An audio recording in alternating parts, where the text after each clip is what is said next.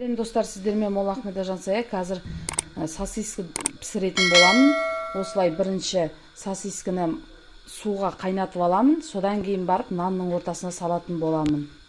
Нанымды осылай ашытып қойдым, дрожжи салып, құрамына сливочный масло қосып иледім. Өте жұмсақ.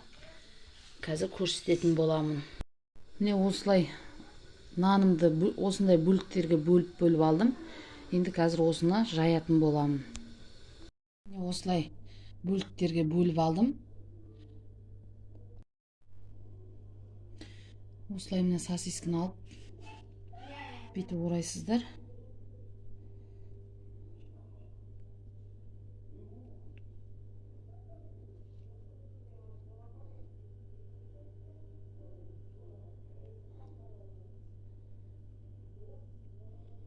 Міне орадым.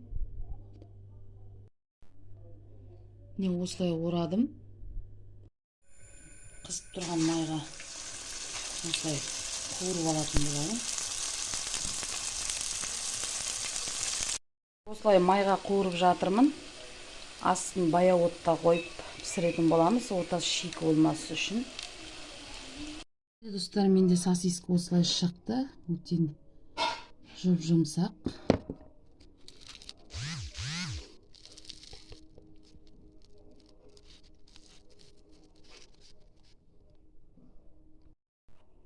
Міне достар, менде осындай сосиска шықты. Өте жұмсақ. Нәзік, тәп-тәтті.